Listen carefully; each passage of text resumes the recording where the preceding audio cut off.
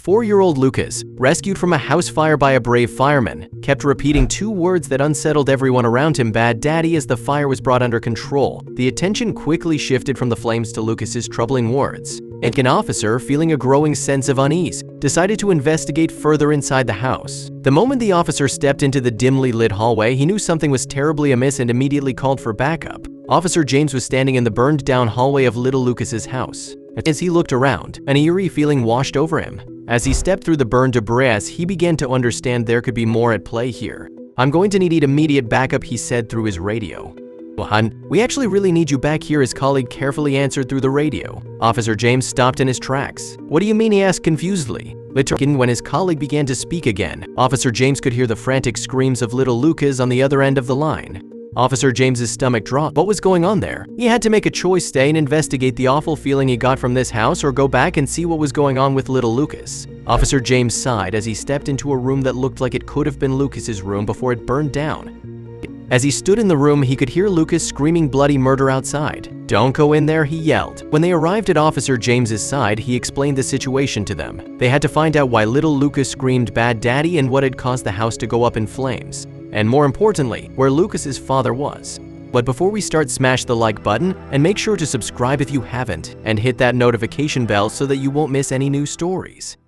You see, little Lucas was the only person the firemen had been able to save from the burning building, and when they did the walkthrough after the fire was out, there was no sign of anyone else left behind. The officers outside were already trying to reach little Lucas's parents by phone, but until now, only the mother had answered. She had been very upset by the news and told the officers she would rush home immediately.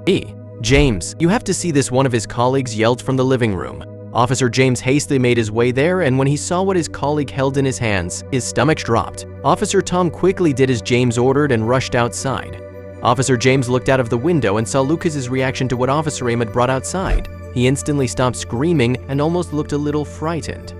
The mother arrived, and Officer James's colleague said over the radio, "All right, I'm coming out," Officer James answered. When Officer James stepped outside, he instantly knew who the mother was. "Oh, Lucas, my baby," the mother frantically cried as she hugged her son. Lucas melted into her arms, but not for long. He quickly shot up and repeated the words he had said when he was rescued from the burning house. "Bad Daddy," he said as he looked his mother in the eyes. But Officer James already knew that Lucas's father wasn't at work that day, as they had already tried to reach him there. When he told Lucas's mother this, he could see the color draining from her face. "But he left for work early this morning," she said, full of disbelief. "I'm afraid he had other plans," Officer James responded. Despite Officer James's gentle but persistent questions, she remained unwavering. "My husband is innocent. I know him better than anyone. He couldn't do this." Her voice was steady now, a stark contrast to the chaos swirling around her before. Knowing Lucas's mother wouldn't be of any help, Officer James, with determination etched on his face, directed the forensic team. "We need to know everything," he instructed firmly. How the fire started, why it spread so quickly. Everything. The days following were fraught with a tense waiting game. With determination, Officer James mobilized his team for a widespread search. "We need to find Lucas's father," fast he instructed, mapping out potential areas on a large city map. Patrol cars were dispatched, alerts were sent out, and the local community was notified. Interviews with relatives and close friends of Lucas's father brought little clarity.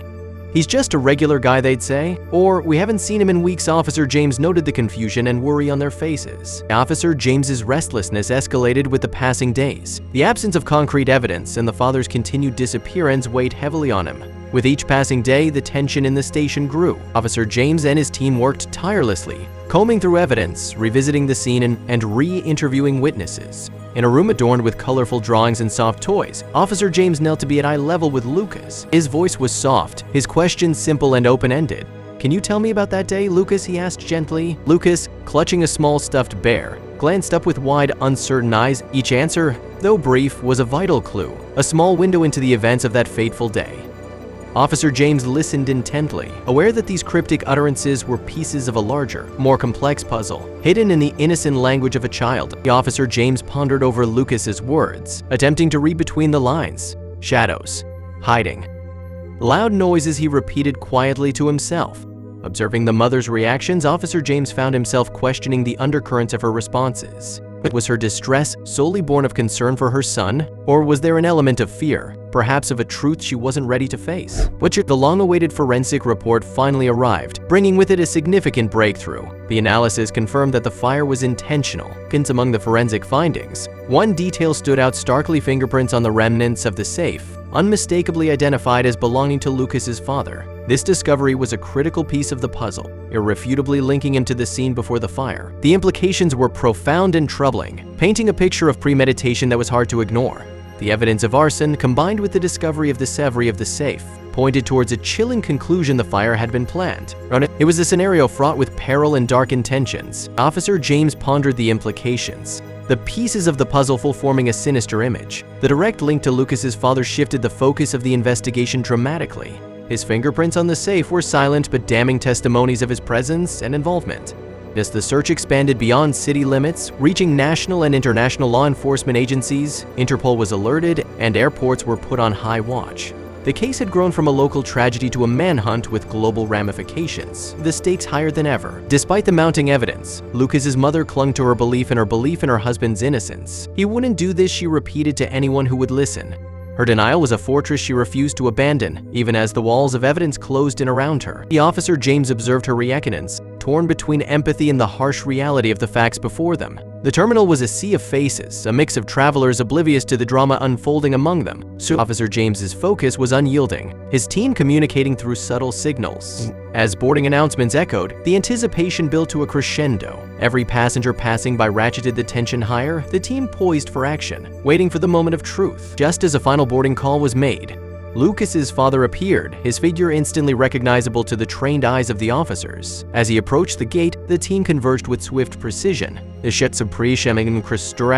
Officer James watched as his father was detained, the surprise and realization dawning on his face. The arrest was smooth, a culmination of relentless pursuit and strategy. In the moment of his arrest, a tumult of emotions crossed Lucas's father's face. In his surrender, there was an unspoken acknowledgement, a story yet to be told. Further investigation led to a rented storage unit registered under one of the false identities. Inside, officers found boxes of new personal belongings and furniture, still wrapped and unopened. This secret cache suggested meticulous preparation, a parallel life set up in anticipation of a swift departure. The items in the storage unit, alongside the false documents, pointed unmistakably to plans for a new life elsewhere. Receipts for large cash withdrawals and Gibraltar shore overseas properties were among the papers found. These were not the impulsive acts of a desperate man, but the calculated steps of someone intending to vanish completely and start afresh, leaving his old life in ashes. With each discovery, the extent of the father's duplicity came into sharper focus. Bank statements, emails, and notes found in his office revealed a web of lies and financial troubles. The depth of his deceit was staggering, a betrayal that went far beyond the fire. His voice, once firm, now faltered as he confessed to setting the fire. "I wanted to disappear. Start over," he whispered, his words laced with regret. The confession hung heavy in the air, a stark admission of guilt. As he spoke, a tale of debts, lies, and deceit unfolded. His life, it appeared, had been a precarious balancing act, one that had finally toppled over. The financial burdens he carried were immense, leading him down a path of deception that spiraled out of control. His confession laid bare the depth of his despair and the lengths to which he had gone to escape it. In a moment of raw honesty, Lucas's father admitted he had not known Lucas was in the house. "I thought he was at school," he said, his voice breaking with the realization of his grave oversight. Lucas's father, now a forlorn figure, was formally charged and brought to trial. The courtroom was a stark arena where his fate would be decided. As he stood before the judge, the weight of his actions was palpable. The trial proceeded with an urgency driven by the overwhelming evidence. Lucas's father's confession, corroborated by the forensic analysis and the discoveries of his dual life, left little room for doubt. The gavel fell, and Lucas's father received a significant prison sentence. The verdict resonated through the courtroom, a definitive end to months of uncertainty and turmoil. For Officer James, it was a moment of solemn satisfaction, the conclusion of a case that had tested his resolve and determination. For Lucas and his mother, it was a painful yet necessary step towards closure.